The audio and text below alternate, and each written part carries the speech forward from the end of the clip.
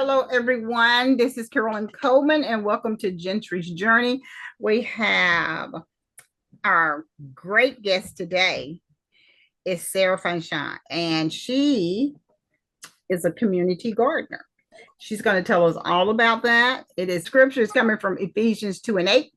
For by grace you have been saved through faith, and this is not of your own doing, it is the gift of God. Sarah, thank you so much for coming on. You're Would you welcome. please introduce yourself to the audience and then we'll Yes, get started? my name is Sarah Faison, like raisin with an F, Faison. And I have been gardening, I guess, most of my life, and I am in my 60s. So I got some experience with gardening. And I worked in corporate America. Of course, I grew up, got my education, and I worked in corporate America. And I took a retirement several years ago in 2022, early 2022.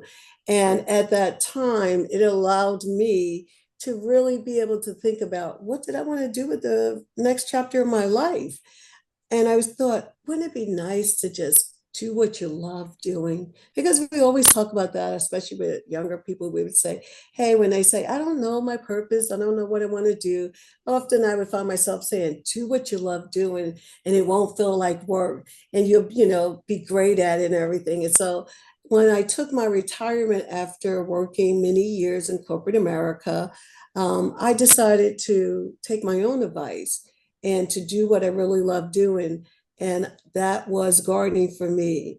And it started off with me volunteering with our local botanical gardens in North Carolina. I'm based out of Fayetteville, North Carolina. So in 2022, no, 2020, yeah, 2022, early 2022, I began as a volunteer working in the vegetable garden there. And from there, I learned so much, and I loved, just absolutely loved being in the botanical gardens. It's 80 something acres of just nature and beautiful plants and trees. And it just really was something, a place that I felt like really connected with my soul. And so it was then that I was smitten by the gardening bug even more. And I had relocated once I retired to North Carolina. So once I relocated, I also had purchased some legacy land. And with that legacy land, it had been sitting for 30 years unoccupied. So it was full of trees. It looked like a little mini forest. And when I went there, I thought, God, the botanical gardens is so beautiful. And that's 80 something acres. I don't have that, but an acre and a quarter. I could really beautify this acre and a quarter and just grow lots of plants and foods and be able to do so many beautiful things to help the community. And so that was my dream. And I decided to start pursuing it. Well, that's great. And you basically already had the land and you, Yes, mhm.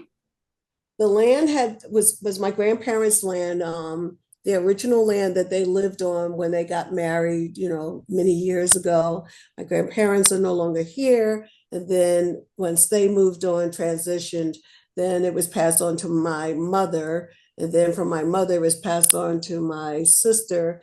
And then my sister, it got passed on to me. And so, yeah, the land was there, but it was unoccupied. And so the overgrowth the result was a little mini forest. Okay. Now, when you spoke regarding the botanical garden, I know it's fruits and vegetables, Yes, um, along with flowers. yes. What exactly do you plant in your community garden? We refer to flowers, edible plants as ornamental plants. Mm-hmm. So I plant ornamental plants, and I plant flowers that are to attract different birds, like the hummingbirds. A classic one would be like the trumpet vine is a plant that will attract the hummingbirds because hummingbirds like to be able to fly in and get the nectar outside, like deep inside the plant, and they got the pointy beaks. So therefore, there's lots of plants that you want to plant, like for butterflies. I plant bee balm. I plant lantana plants. So I try to get mostly all native plants, native, which means that they're from this area. They have learned to adapt to the North Carolina area. And so they got a high survival rate. So native plants are really good because then, as well as the insects, they have all learned to kind of coexist together. So my goal is to try to always plant native plants in my garden. And then in terms of food, we grow a lot of different food depending on the season. So we just got through finishing up a hot season. And so we're still getting, of course, tomatoes, cucumbers, lettuce doesn't really like it really, really hot. And so we're growing spinach right now, and we're still finishing up. We just had okra, we had corn, but it was a very hot season here in North Carolina in Fayetteville. So a lot of the crop did not do that well because of the excessive heat. Sure. But yeah, we had eggplant. I mean, you name it, we probably had it. Okay. Because we really tried to grow diverse, types of fruits and vegetables because most people don't just eat one. They want a variety of different things, and I like to have fruits and vegetables in my part of my daily routine, and I like to have many of them in a given day. Okay. And Now, now go ahead, I Sarah. just want to add with our ornamental flowers, there's a goal for what we're doing. Of course, we like to help nature out. And then we also are looking to partner with hospice organizations that are local to our area because we want to be able to donate flowers to hospice patients. So that's one of the things that we'll be doing with our ornamental plants. But in terms of the food, we have relatives that are living right on the near the garden because, like I said, the garden is my my grandparents' land. So across from the garden are relatives living, because their parents passed the land down to them. So we have probably like 8 families living around the garden. Oh, that's great. Mm-hmm. Now, do they assist with the gardening? Somewhat, not heavy because a lot of them are a little bit older Sure. and physical limitations. Gardening work is a lot, and where we are with building the garden because the garden is only 2 years old. There was a lot of physical strength that was needed to do a lot of building and things, and so they did contribute in many ways, but by and large, a lot of that was left to some of it was contracted out to men to help build the garden. Okay. Now, you mentioned it was a hot summer, and I think a lot of us experienced the heat from the summer. Yes.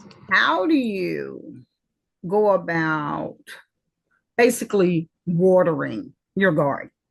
Yes, I have rain barrels in my garden. So I like to take advantage of nature providing me with water. And so I have rain barrels and then I have drip irrigation. And then I had the garden before we even really started the gardening project. We had a contractor that came and installed irrigation throughout the different areas because we knew we wanted to be able to access water all throughout the garden. So they installed in-ground piping so that we could have irrigation. So we do have access to the city water, and we do have a well that is on the land that has water in it. That is not fully functional at this time because we need to get someone to come, and we got to get a pumping system to get the water from the well. But we do have irrigation all throughout the garden. Okay. Um, how does that work? Is there an on and off switch? Because I just do No. flowers. I just do flowers, and I take my little watering jug out or my hose pipe. So how does that work? Well, watering is one of my biggest challenges as a gardener, because the amount of space is so big that I do have. I'm now using retractable hoses, because dragging the hose was like a lot to be dragging it 100 feet. It's for trying to water everything in the garden. It was a lot, and so now in the vegetable garden, we have a system set up that's right near the garden. And then we have a rain barrel that's right in the spot right near the beds where the food is growing and in ground. So we're able to take advantage of easily using that system. But it is a real challenge trying to keep everything properly watered. So no, I don't have like an on off switch because we don't live on the land because it is a community garden and it's open where anyone could basically walk up on the land. When we leave for the day, we cut the water off Okay. because we had an experience where we left the water on and a pipe burst, Oh man. and it was in the winter time, and so we didn't know for like a week that the water was running nonstop. And so that was a teachable moment for us. So we basically kind of control everything by cutting it on off main switch. And then once we turn that on, it allow us to go to the different areas and then be able to turn them on when we want them on. Um, and so we are trying to figure out the best way to manage our watering of the full garden. The garden again is 2 years old. The Hmm. first year we didn't just you couldn't just jump right into gardening. The first year was excavating the trees because you had to get rid of all of the trees that, and if you want to create a garden, so that took time. You have to get permits for almost everything that you do. So if you want a driveway, you have to get a permit for a driveway, which we wanted. To get electricity on the land, we had to get a permit. To have a building on the land, you have to get a permit and go through the process. To once we wanted a bathroom in the garden, and you have to get a permit to get the soil and everything tested so that it can handle the waste. And then there's so many permits to put a sign up to even just say Ida's Community Garden. You have to get a permit, and there are rules that you have to follow for something as simple as that. Everything basically was a learning curve. So we really didn't get into really full gardening until this year, 2024. Okay. And I can see that being a work in progress. I mean, like you say, it's just 2 years old. So you Yes, basically had to lay the foundation, even though exactly. you had the area, but you still Right. had to lay the foundation to make it workable. And most people don't realize, like, we were still kind of coming out of the pandemic. And so we didn't have the labor force that we did before the pandemic. So trying to get something as simple as contractors, there were so many contractors that projects were delayed that a lot of things took months that I thought would have been like really quickly, like to get a driveway. Well, they were playing catch up on so many projects that we found that something so simple was taking so long, as well as you heard so many people talk about staffing was an issue everywhere. You couldn't get good workers, blah, blah, blah. Well, we were impacted by that. And trying to move from one, and some things were chronological, like you can't get a building on a land until you get a building permit. Then if you get it built, once you get your building, you can't move forward with getting electricity until you get this done. And you can't turn your lights on until you get a total project sign off. And so it was a full year at least that we were dealing with the county and navigating through all the different steps of what we needed to actually be able to turn the lights on the land and be able to begin gardening, as well as when you remove a massive amount of trees, you're pulling up a lot of roots from the earth. And then you just can't move into that space. You have to bring lots and lots of soil and fill those holes and get it all smoothed out. And you got to give the land a little time to adjust to just being, totally almost mangled when you remove all, most of the trees from it. Yeah, because in a sense it's new, even though the dirt is the same, but like you say, the roots had to come up. So it's kind of And like I left lots of holes. And so we absolutely, yeah. had to get thousands of dollars worth of soil brought back in, and then you have to hire someone to come and kind of like smooth that all out. That's not like you're going to get your shovel and go out there and do it yourself. You really need equipment that's going to come and kind of like flatten the land and pack it all in. So it was a pretty in-depth process getting the foundation ready to create the garden.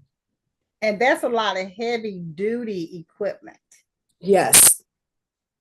And it came at a big price. Well, I'm sure it did. When I see that type of equipment in and around my community or my city, I my mind immediately goes to they're getting ready to build another community because it has been trees and basically weeds forever and a day. And then when you Yes. see them excavating, you're like, okay, here comes a community. Somebody's building something. And Right. with that, it just comes a lot of heavy equipment and it still takes a lot of time. The And then, labor. yeah, and then when Mhm. then you're gonna see the deers come out. You're gonna see Right. and people are like, where do these Exactly. deers come from? I'm like, you invaded them. They didn't invade you. That's where Absolutely. they're coming from. So, like I said, it's a little you, for lack of a better term, it's a little bit of newness to all Yes. of that. Basically, you're rearranging so that you can Yes. have what you have. Right. Yeah, you're trying to. Well, for me, it was a decision that I made for a multitude of factors. One, did I just want to have land that was just sitting unoccupied? I asked myself that question, and I was like, what is the real value of land that is just sitting unoccupied? Like, you may own it, but do you get to enjoy it? Or do anybody get to enjoy it other than the animals and wildlife? When you have land that is just sitting like that, you have no way of going in there and really enjoying it because I mean, I had no entryway. I'm going to walk into a forest that I don't even really know what's in there. No, I'm not going to do that. I'm a city girl at heart. And so I thought about that. And then I thought, how could I maximize the benefit of this land that I do not live on? Because I relocated to North Carolina, but that was not where I had placed my home on. I had moved to Fayetteville in more of a city, which came from a city. I wanted to be a part of more of a city life. And the garden sits in a more of a country environment.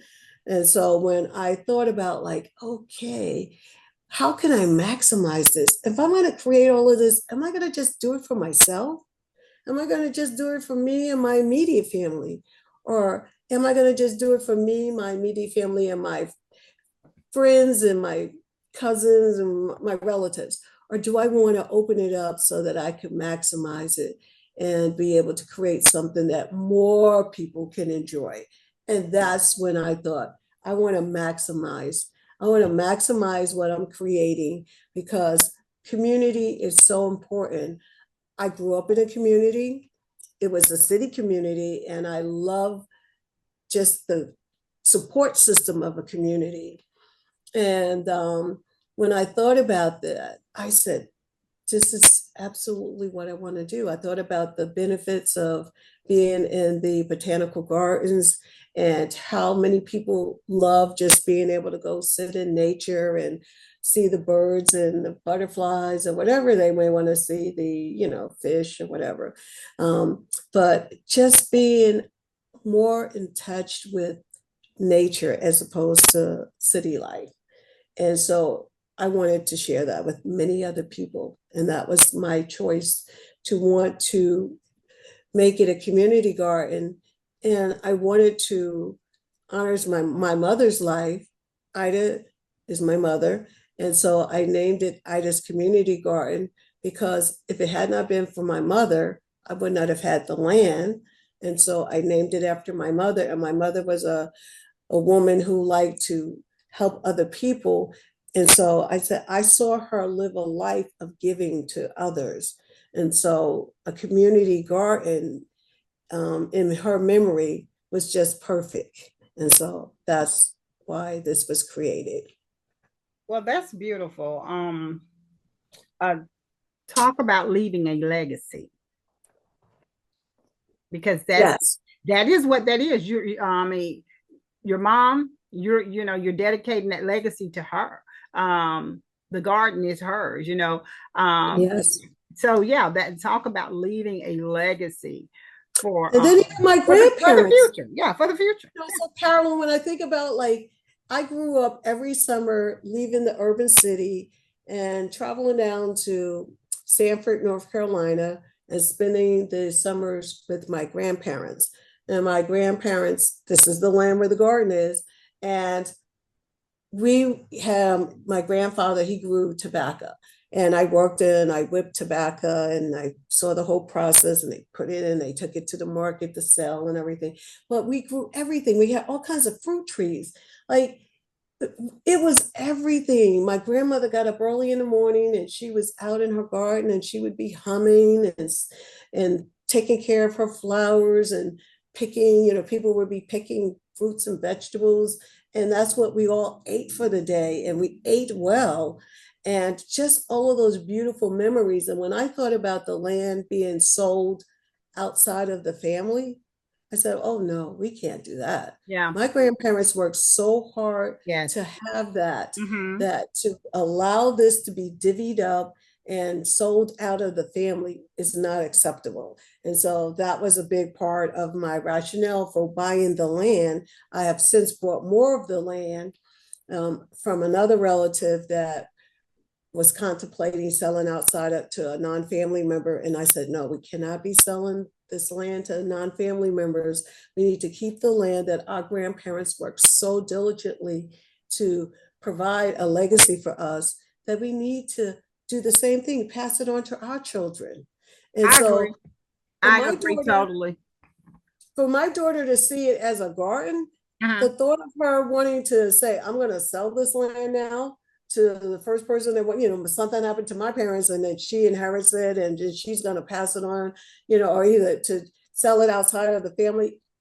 It's not even, we talk about it all the time. She loves what the land represents. She loves that I'm now passing knowledge to her about how to grow food, how to grow trees. That is what my grandmother passed on to me. And it blesses me so much that now I can teach other people about the beauty of, you can buy a tree for $30 that can produce food for you, maybe the rest of your life. Sure. You go out and buy an apple tree, or you buy a grapevine and you pay less than $15, and then you got grapes for 20, 30 years. Yes. It's pretty amazing. Mm-hmm. When you sow a seed, the harvest that you can get from it. And so the knowledge of learning how to grow your own food, I think, is so important, and that we need to be passing that knowledge on to our kids, to our friends, to our family members. We need to be teaching people how to grow food, because I think we lost touch of how to do that. And now we got all this genetic modified foods and stuff that we're eating. And then we wonder why we got all these medical issues. we need to get back to growing, heirloom food and have seeds and know that it has not been sprayed with all these pesticides and everything or gone through these artificial processes before we're eating it. But to know that you could go out to your yard or a yard, like a garden, and you drive there and you're picking it right off of that vine, and you can taste the difference between the food that you grow and the food that you get from a garden, local garden versus going to the supermarket. You can definitely taste the difference. You know, one of my coworkers and I a few years ago were talking about fruit and vegetables. And she was like, I put some onions in the refrigerator, and a couple of weeks later I went back, they were all shriveled up. And I was like, yeah, I know what you mean. I've had that happen to me. I thought I had done something. And she said, when I was a little girl, that onion stayed that onion. It stayed full. It stayed, when you cut it, it smelled like an onion. It looked like an onion. I said, yeah. But I also did the same thing to a cabbage. And I said, I went to get the cabbage a couple of weeks later, and it had more hair on its head than I had on mine. And so we laughed it off. I was like, we don't know what people are doing to this food, because I said, a cabbage would stay forever and a day, whether you cut it or whether you did. And so she was like, she thought it was funny as well. But I didn't mean it for a joke. I mean, I was very serious. I said, so we have to hurry up and eat, but we don't know who is hurry up and growing what we have. Mm-hmm. We go to market like we've always done.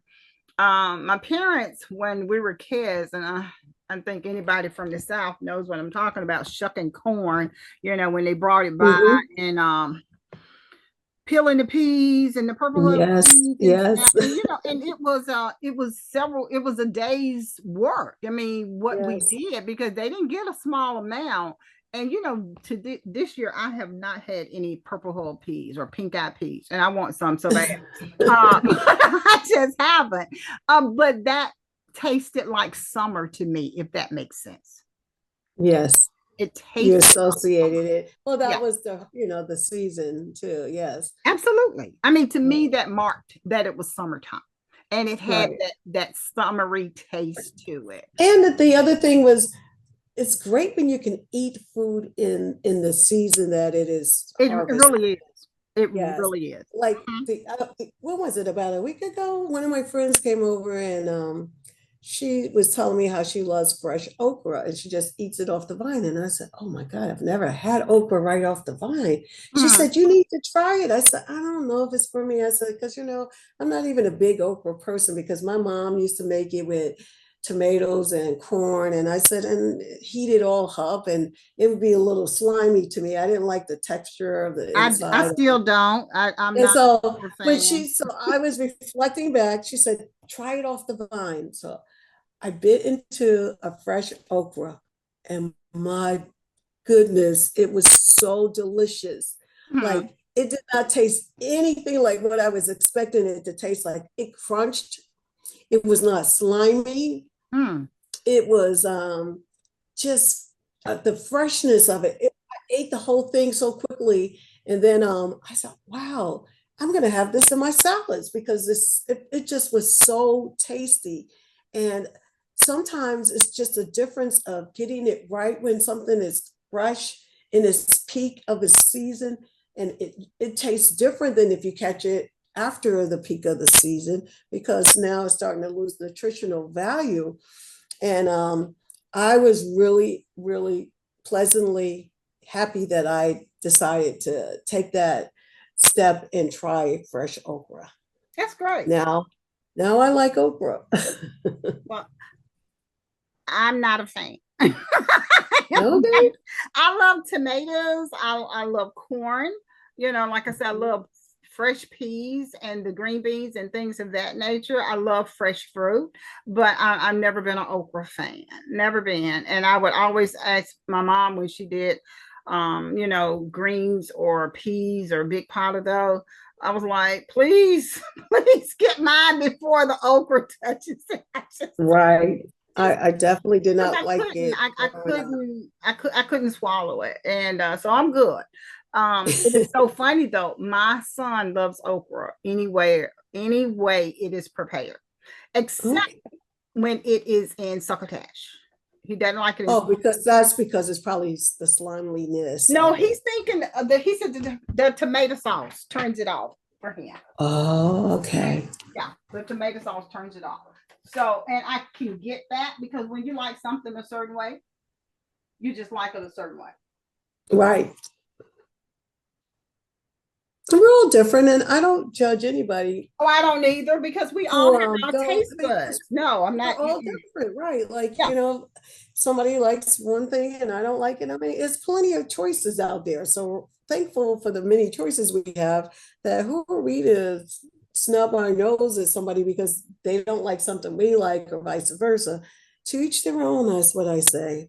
and I There's agree there's with so many other things that we can, maybe I want to put my energy in, but I definitely don't go through it with what people choose to eat. And people, at different stages of their life. If somebody told me I would be eating raw okra 20 years ago, I would have said, no way, not me. absolutely. I get that. I definitely get that. Now, Sarah, how do you or when do you decide that you need to handle any pests or diseases that come upon your flowers or your garden in general? You ask really good questions. Well, thank you. Oh my goodness. That is a challenge for me because there are many.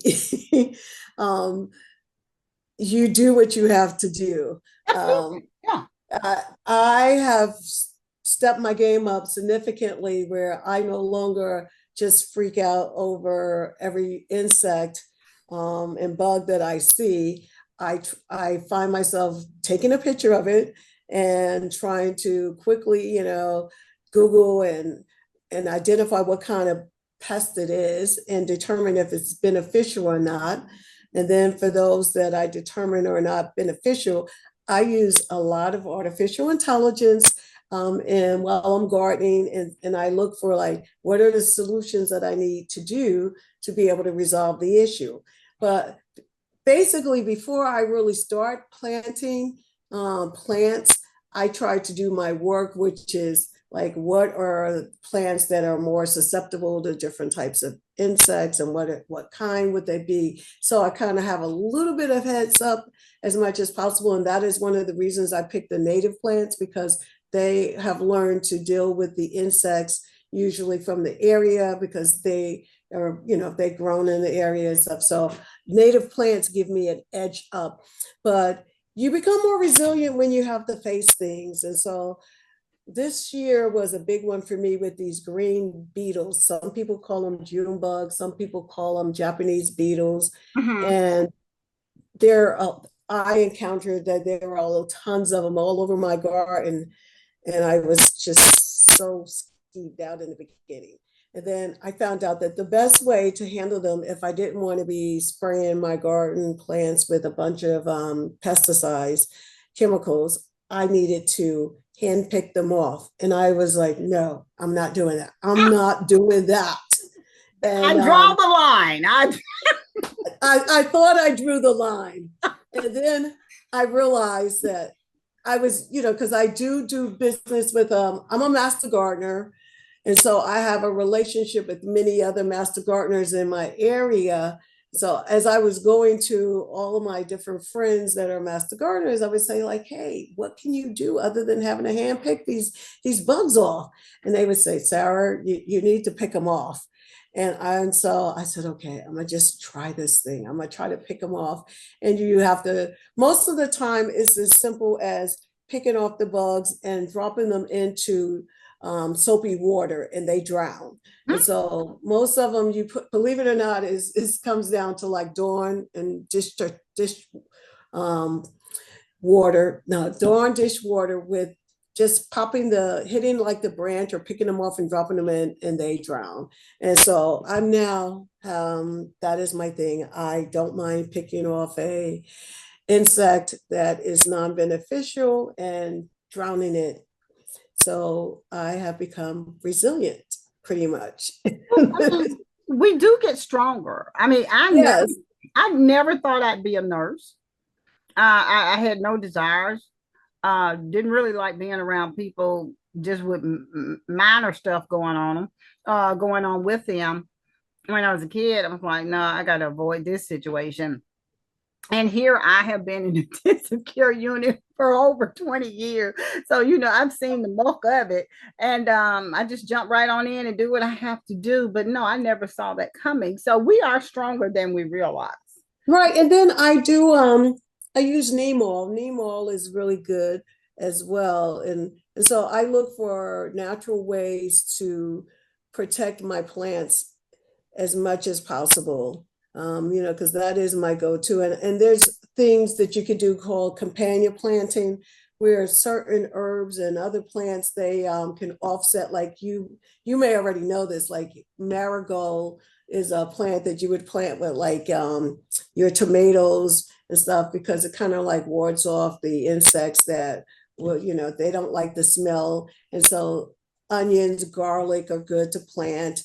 Chives, those are some of the things that you could do. And then lavender, lots of plants that you can plant to help kind of with the insect population. Lemongrass. So I try to really spend a lot of time learning about interplanting so that I don't have as many problems. Now, I've heard of lemongrass, being Yes. uh, similar to a repellent, and it Yes. does smell great. Yes. But I learned that on a trip to Jamaica. I was not seeking this information out, but I came back home and found me some lemongrass oil, and it really does help with insects in and around the home as well. Right. The smell Yeah. is Mm-hmm. it deters them. Mm-hmm. Now, no, I never knew about the lavender or interplanting. I think I may have heard someone mention that a while back. Interplanting is what a lot of gardeners are doing that don't want to use pesticides, is that they just simply plant different, plants that's going to deter certain insects. And I mean, you got to remember, not every insect is you want to kill. And that's the thing, is when you start using a lot of the chemicals, you may be killing beneficial insects. Because think about it, when you're growing food, you need pollinators. And the bees are one of our number one pollinators. And so people think, oh, bees, oh, I don't want to see the bees. I want to see the bees. As a matter of fact, I'm in the process of taking a series of beekeeping classes right now, because I'm really thinking about maybe doing some hives, because I want to have the honeybees. The honeybees populate, I mean, they pollinate our fruit trees and our vegetables and stuff. And then you need these insects and stuff to, so you can't think of every insect as a pest that you Mm-hmm. want to kill. And so you really think about it, because it's like, okay, who's going to eat the mosquitoes if I kill, this particular bug over here? What's going to happen if I kill this bug? They all, they serve a purpose. Even people say, oh, the ants are so bad. Well, they aerate the soil because they're traveling in the soil. So it requires a little bit of sometimes just doing a little bit of homework before you're so quick to just want to kill a bug. I hear you, Sarah, but I wasn't like this 10 years ago. I hear you, but I got to get used to that one. I think I might start planting lemongrass in with my flowers, okay? Yeah, But I have lots of lemongrass, lots of herbs. The herbs are really, and then the other thing is, you want to start to plant plants that will come back every year on their own, which are referred to as perennial plants, Yes. because you don't want to constantly be having to do all of this work over and over and over again, planting, planting, planting. You want your garden to be growing on its own. And so you want to, and lemongrass, I don't know in your zone, but in my zone, it's a perennial. It'll come back automatically. And so trying to find plants that are native, plants that will come back on their own, Mm-hmm. especially plants that are edible, plants. You want them to come back so that you have food without having to work for it. So Sure. you want to say, okay, asparagus will probably last up to like 20 years. After that asparagus plant gets established, for the next 20 years, you don't have to do anything but just pretty much harvest it, water it, and then harvest your food. Okay. So you want to be in the mindset of what can I do once and kind of benefit as I continue on this journey of gardening. And I get that. You don't want to keep repeating a cycle you don't have to. Right. And I'm not against annual plants I, because I I know, I think know. that they're very, very important, because one of the benefits with the annual plants is that they are normally very colorful and they give you lots of blooms in a short period of time. Their life cycle is short. However, the power of the color that they present in a garden is absolutely amazing. So it's like you want the balance of finding some annuals, and you want your perennials, and then you want your food, and then you want your ornamental ones, so that if you want to cut some flowers and bring them indoors, or have the beauty of them in the pots or outside in your garden. So you want a mixture, you want diversity. That's what you're looking for in your garden. Okay, Sarah, I planted some tomatoes and I tried several times. And everybody was giving me these tips. Oh, plant them in a bucket, hang the bucket upside down. And I found out I had too much shade on my back because of the many trees that are in my backyard. Okay. So I decided to plant them in the front. Well, my Mm-hmm. husband was really opposed to that idea, but I was like, I'm giving this a try because the other stuff is not working, because the squirrels are pulling up my plants, in the back. They're coming up on the deck and they're just pulling my plants out. I said, so, I'm not gaining anything. That year when I put them, because I have full sun on my front, um, Yep. they They did need beautiful. 6 hours. They like 6 hours of Oh, sun. baby. I mean, when you go out on my front, you're going to get that tan. It is there. It is full sun. And but my problem, well, the tomatoes did beautifully. And I think I only plant 2 or 3 plants, and they did beautifully. They were really, really good. Had such a great taste. People were asking for the green ones, but my problem was the little ground squirrels, not the big squirrels, the little tiny ones. They would take a bite out of my tomato and leave it. And we were fighting. Me and the little ground squirrels. We were seeing who was going to get to the tomato first, because and I was like, I need to find something to get rid of you, because you're hurting me. Even though I had a great harvest, because I was giving tomatoes away. But what I learned, a second thing I learned, it took so much nutrients out of the soil.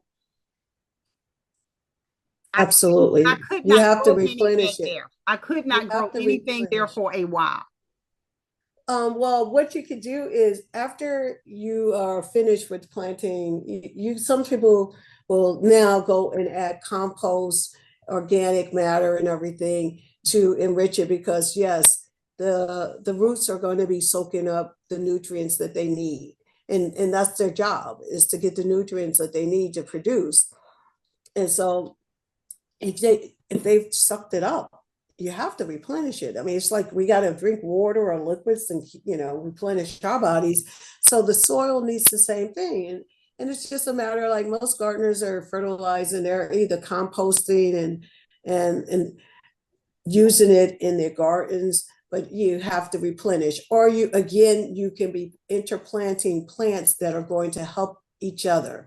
Like some plants will help provide the nutrients that are needed, like nitrogen, for another plant. So once you really get into this gardening thing, you could really spend hours and hours just researching information on just one small topic like that, like what kind of deficiency is even happening with the soil.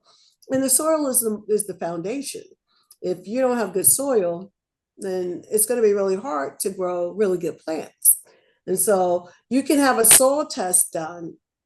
I don't know if you're familiar with, if you have an extension in your area, but most counties have what's called a county extension, Mm-hmm. and the county will provide you with soil kits. So you can take a sample of your soil, they will run a test on it, and they will come back and tell you what exactly needs to be added to balance that soil out.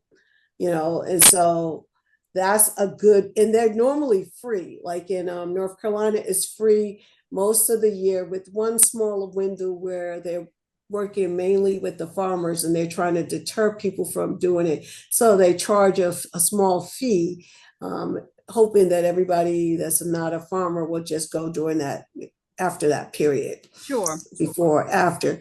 But yeah, providing the right nutrients. So even based on what you're growing, you need to understand like what kind of plant is it and what is it going to be sucking up from the soil.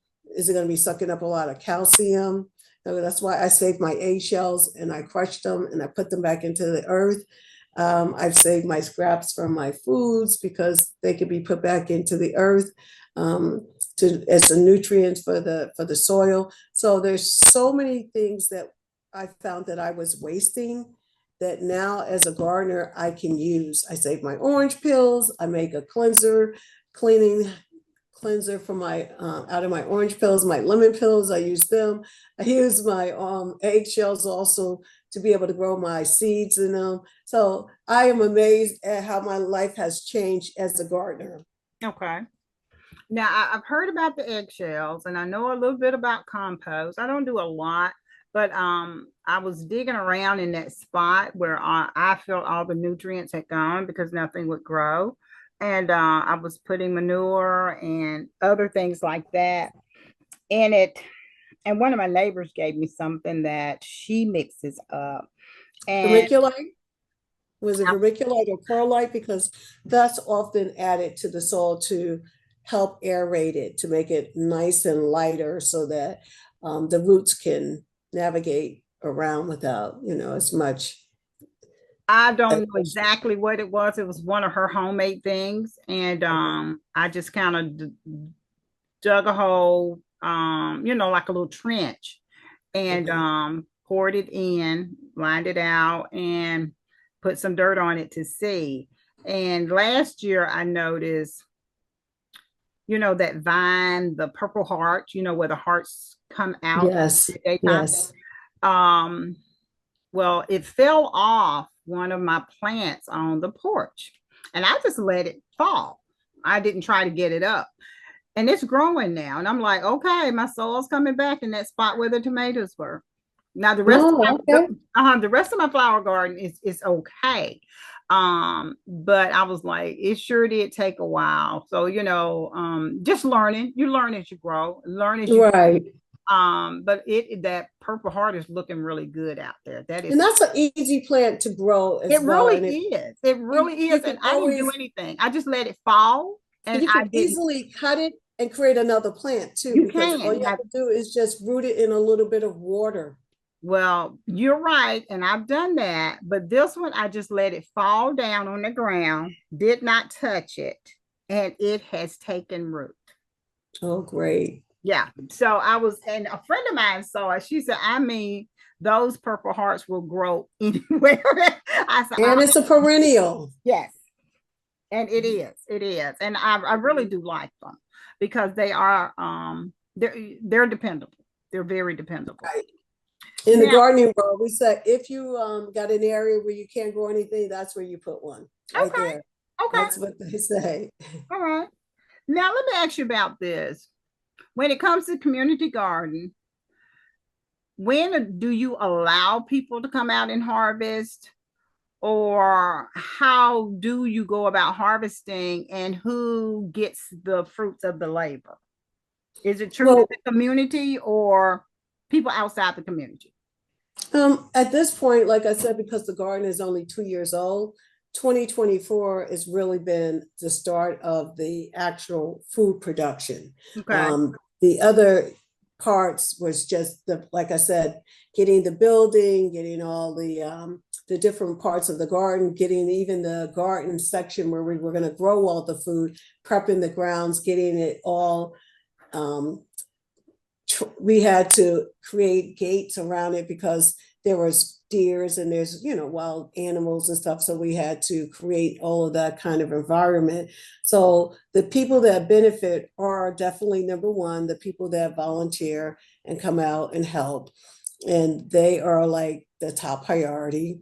And then my relatives that live right around the garden, because they are the community, the immediate community. And then I do have friends and family, and other people have friends and family that they often want to share with. So that's been my community for this year, 2024. Okay. Going forward in probably 2025, there is a church that is diagonally across from the garden. The plans is to establish a relationship with them and to see if we can support some of if they have a desire to want to collaborate, to work with the church, and then to keep expanding outside of there, looking for local organizations that we can support. But we're not at the level yet because we're only in the first year where we have like yields and yields and yields where we need like mega churches and stuff to donate to. We have some local churches like my grandmother and my grandfather's churches when they grew up. I do visit them and I plan to donate to them. So it's been enough people. It's been, we have not had to waste anything. That's Where we great. said we don't have anybody that we can give it to. Between my relatives and the helpers, and then I live in a separate area, 45 minutes away. I still have friends and family here. So I'm often calling my friends and family and saying, are you looking for carrots? Are you looking for okra? Or people that are even tied to me because we have a Facebook group. So if I'm posting, I think it was last Sunday maybe about a week and a half ago, I was posting that we had okra. And people will say, hey, can I come get some? Do you have some? Or I'll call up my brother or my sister who are outside of the community area, but I'll say, do you want me to freeze some, okra for you or whatever it may be, or carrots? Do you want me? So I make calls and just reach out to people to see who's interested in it. Because what I don't want to happen is I don't want people to just be taking food and then it's going to waste. I I really agree. would like to be able to give food to people who really would like to have the food, I and agree with then to give to those who need the food. That's perfect. I mean, I agree with that ideology. Um, if it's a community garden, sure, you want people to enjoy the fruits of the labor that's out there, but to have it to waste is not helping. Right. And Um, it takes a lot of work to grow food. mhm. It's for most items, it's a long period of time. It's a lot of caring that goes in to growing food. There's a lot of fertilizing and just a lot of nutrients that I have to buy a lot of different things to care for the plant. So I'm using fish fertilizer or slow release fertilizer. There's many things, even the water bill. I mean, a lot of that. So you don't really want to be wasteful. That's not the purpose of the garden. The garden is so it could be healthy food that people can enjoy. And of course, if those that are in need, I would not have an issue with donating to someone in need or a families in need. Oh, But absolutely. at Absolutely. this time, we don't have like this long list that we've kind of like exhausted who to give stuff to, because I have large family members. So they really they have accepted. Well, that's a Whatever. beautiful thing, though. That's Yes. beautiful. I mean, someone is benefiting from the garden, the Yes. the products of the garden. So, and that's really what you want. And another big part of the garden has to do with having a place for people to come and enjoy. Absolutely. It Absolutely. has many seating areas. We have a pergola area. We have arch areas, with seating that people could sit down and relax.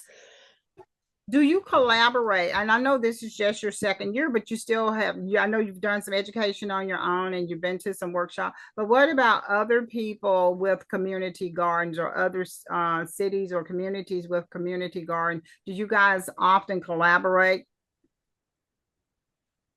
Well, I haven't really worked with any other leaders of other community gardens. Okay. I am a master gardener, and as a master gardener, I'm affiliated with a large group of people, and our job is to go out and do volunteer gardening work. So I do talk to them, and then some of them have other gardens that we help, and I go and do work sometimes at other community gardens. And my goal is, once this garden is up and running pretty good, is to help other people who may want help in organizing and how to, if they want to start one. Since I have a lot of business background, Sure. I would like to use my business background to help people to be able to manage projects such as this. And how do you economically be able to create something like this and be able to share my knowledge with people? These are some of the resources that are available. Should this be something that you want to do? Like something as simple as, you need a lot of wood chips to manage a community garden or any garden. Sure. And to know that there's a resource called Chip Drop, and how you can go and sign up and work with the arborist to be able to get free wood chips is very beneficial to people that are starting a garden. So just knowing maybe about the extension and what are some of the things that you could do, knowing that there are soil tests that you can get done that's free, knowing that you can ask questions about grass, because there's a hotline associated with almost all of the county extensions. So all of the resources, something as simple as beekeeping, there's free courses on so many different things, and being able to help people to know where to go. I would like to continuously share my knowledge to help people. Companion planting, things like that is what I would like to use my knowledge and experience to help other community gardeners that want to do something. But yeah, there's a lot that I'm looking forward to doing. Well, that's great. I mean, right now, hey, it appears you have your hands full, but it is about the growth of the project. Right. And I mean, I really love helping other people. And Sure. so someone was to ask for my assistance, I would definitely share, because I didn't really know how to do this when I wanted to start this project. But thank God that I was used to managing really big projects in my business, career. So I was not overwhelmed by this project. I was able to know how to navigate to get to be able to move through, because in 2 years, a lot has been done. And I'm very proud of the garden where it is in 2 years. And so I really want to be able to see more people be able to take the steps of creating community gardens, if it's just for you and 10 other people. I I agree. mean, people constantly, right now we're in this political age, and everybody's talking about like this day and age right now where food being so expensive. That is something that you can make a difference with. You can grow your own tomatoes, your own cucumbers. You can grow your lettuce. You could grow them all in containers. You don't even have to have a garden. You Sure. can grow so much food in containers and a 5-gallon buckets. And so, like in my community garden, I even show that, because I have like from Tractor Supply is a store that's big in North Carolina. And we have 5 gallon buckets and we have holes in them and we fill them with soil that we make up our own soil. And we show people this is all the space you really need. If you want to grow eggplant, you can grow eggplant in one container. Say you got 10 containers and they're all close together. You can have in one potatoes, you can have sweet potatoes in another, you can grow. So we need to get back to saying, what can we do to help ourselves? True. Because people will say, oh, food is so high. Yes, food is high. Everything from my experience of living, I have found there's been nothing that has been going down in price. Everything has always been going up. From the time I can recall when I graduated from college, food has gone up, cars have gone up, gas has gone up, everything goes up. And people say, oh, you know what? It's been the same story over and over and over again. Everything is going up. Well, what can you do to make a positive difference? Can you grow some of the food that you eat? Can you grow your own sweet potatoes? All you need is one sweet potato. Let that baby start, growing slits in it and slicing it up. And you can have 1,000 sweet potatoes from one sweet potato. You really can. Same thing with white potatoes and red potatoes and stuff like and purple potatoes. There's so much that we can do to make a positive difference. And you just imagine if 20 people did that and they're helping a community of 20 more people.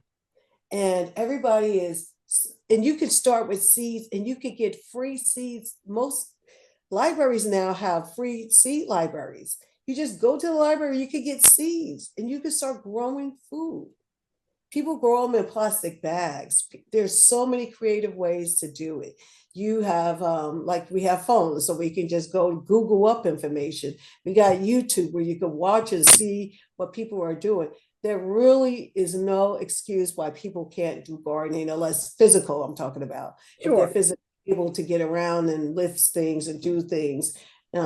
We all should be making a difference and growing some of our food, because what would happen, like the pandemic happened, if you just had pots in your backyard that you were growing, you would feel a lot better, as well as that would help you mentally. Because during the pandemics, we talked about depression and all the stuff that people went through and the high number of people that were suicidal and stuff during the pandemic. But you would have something to do. You would be connected to Mother Earth, number one, and that's just very mentally helpful for us.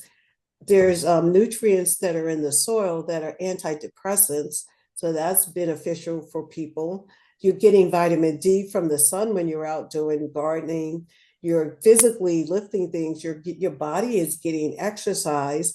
So there's so many positive things. When I think about gardening, I can't even imagine life without it, because of all the physical, the mental, the spiritual. Because when I watch plants grow, I'm like, this is God. Like, God makes stuff grow. And the first thing that God gave us was a garden when He created mankind. He Sure. gave us a garden to sustain us. And then He created our bodies that are very similar to the garden. When you when you really look at all of this and how in a single seed, everything that seed needs to be successful is in a tiny seed. And to watch a tiny seed just blow out its body and just come into this growth of leaves and everything is magnificent. It really reminds me all the time about how magnificent God is and how we are magnificently made as well. We're one of His creations. But plants, they talk to each other. They provide so much. They are growing all day, all night. I mean, it's just the whole world of plants is so amazing to me. I know I sound like an addict. No, no, no, no. It shows your passion. I mean, But it's so exciting to mhm. me to think about it, because when I think about the first gift God gave mankind was a garden. And He said within that garden was everything that we needed. Mhm. When you think about that, and we run around worrying about all of this stuff, Like, how are we gonna, we're on the treadmill of life, or how am I gonna support myself? How am I gonna do all this? You get back to nature and you live a simple life and it changes you for the better. Like when you really think about, well, you know what? I can grow my tomatoes and my cucumbers or whatever you want, eggplant or watermelon and all of these things. He gave us seeds within that watermelon. That's why they now are selling seedless watermelon. They don't want you creating your own watermelons. Oh, So that's now a thought. I never all of thought of it that way before. all of this stuff is being modified and everything. And we're really supposed to eat fruit that has seeds in it. And then even like the papaya, it has like the seeds, it will pull out it will help you with your system, with your gut system and everything. So like we are getting away from like all of the stuff that nature already provided for us, like medicinal medicines, like that we used to use. And when I grew up, I remember my grandmother going to the yard and coming back with something when the babies were teething, and it looked like little brown little things, and she would sew this little thing around their neck that had all these little, I don't know if it was sassafras or what it was, but there were many things. Like mullein plant is one of the plants that I grow, and it's really good for the respiratory system. All of these things are from nature. Pharmaceuticals, they serve a purpose, but there's so much that God's given us already that is right at our fingertips to help us live better lives. He's Yeah. given us nature. He's given us birds to watch and to see the amazing beauty of them, as well as how they work together. Even when I think about the bees and how they work within the hive, you got the queen, and then you got the males drones, and then you got the worker bees, and they all collaborate together for the success of the entire group of bees, the hive of bees, as opposed to everybody trying to do their independent thing. So you can learn a lot from nature about how to live a better life. That's great. And true that really when you broke it down the way it is, it is truly that way.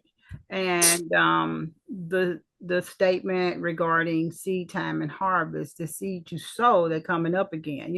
Right. Typically we think about, we're going to sow good seeds, we're going to treat people right, we're going to be respectful, but Yes. you turned it around, and it's the seeds that we sow into the garden is going to reap a harvest. Like one Right. potato can really harvest out to 20 potatoes, and that is No, truly it's amazing. going to harvest out to thousands, Yeah. really, when you Mm-hmm. think about it, because you're going to take your potato and now you're going to plant it again. You're not going to take all your harvest up and never, save any of it.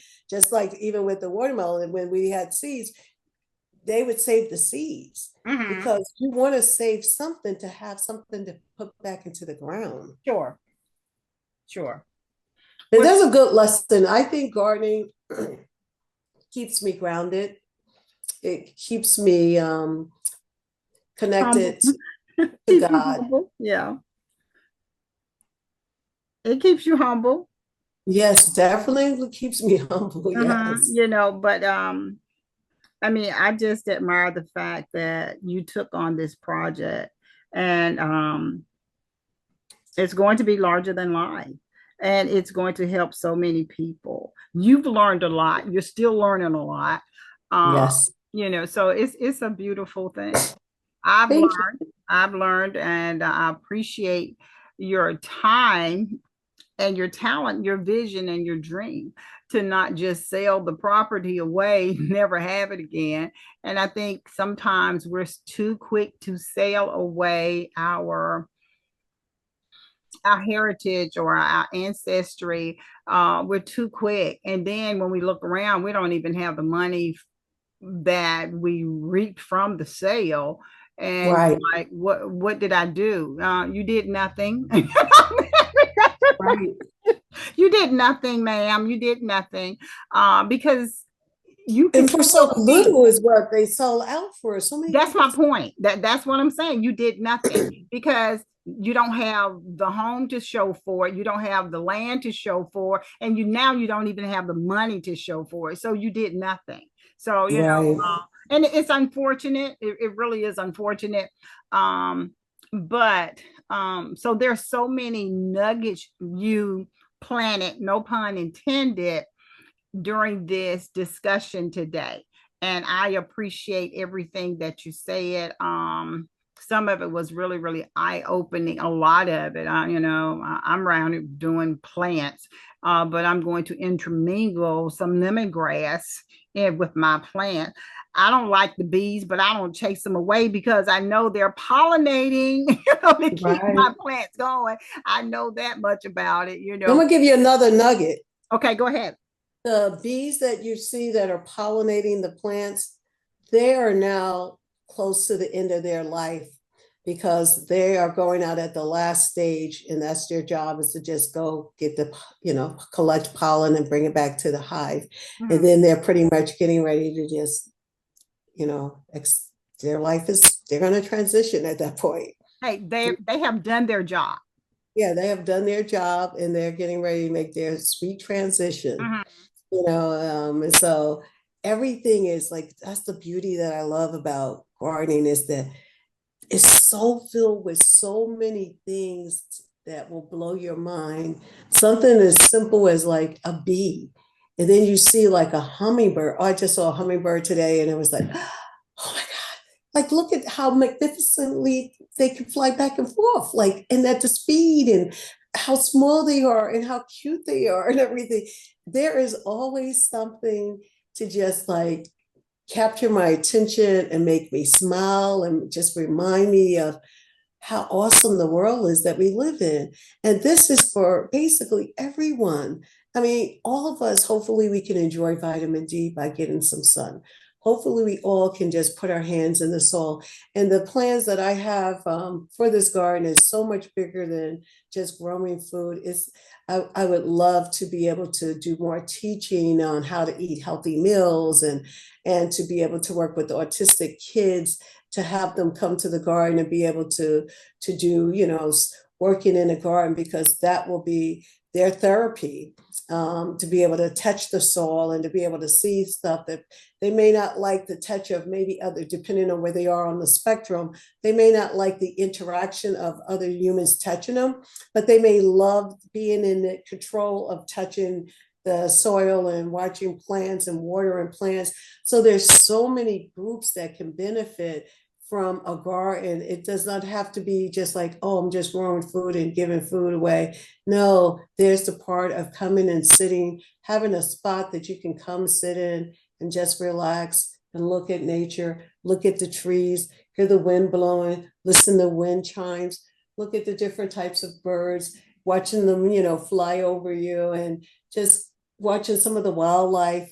Two foxes went flying by on the side of the garden, and it was interesting. Yesterday, it was some cows got loose near us, and some people were chasing the cows, and one of the volunteers said, "I've never seen anything like this before. People chasing cows." And so every day could be different. Like you said early, we were talking about the day you just never know what's going to happen in a given day. Well, I didn't expect to see cows running loose yesterday Well, near the no, garden. I'm sure that's not what you woke up thinking was going to happen. Okay. No, but it was fun. That's one thing about um for lack of a better term, wildlife. But that's another thing about being in and near a large size garden. Okay, you can kind of control what happens in a very small patch of land, patch of a garden in the backyard. But yeah, you can. I don't envision that. But if you got cows running through, wolves running through, coyotes running through, it's gonna happen. It's definitely gonna happen. Deer, you're gonna find some deers coming up soon. But Tell me. yeah, I mean, I see them here. So, and I Mhm. don't see a garden around, but I see a lot of forestry. But they have cut um some highways and some roads in. So yeah, they be trying to cross the interstate, and they meet a semi truck, and that's it. But you see them coming through. So like I said, we're invading their habitat. They're not invading ours. So it's a lot to learn. It's a lot to see. Um, it's interesting. I do appreciate your time, your passion for the community garden, your vision for how you would like for it to grow and how you would like for it to benefit so many others. With the autistic children, the community of people that can truly be fed from the community garden. You don't want Yes. to see anything wasted. And some people don't mind seeing waste. Me, I don't care for it. I don't like seeing things wasted when someone else can potentially enjoy it. Right. Yeah. Well, Carolyn, thank you for having me on today. And I've enjoyed your interesting questions. And I hope that you can, I can come again Oh, one day. I think we're gonna get you on again in maybe this time next year in 25, so you can tell us about some expansions and drop some more nuggets on us about what has going on with the Okay. farm. I And mean, or we'll it, focus on just the food forest because we didn't really even talk about that today because that is one of my interesting projects. mhm.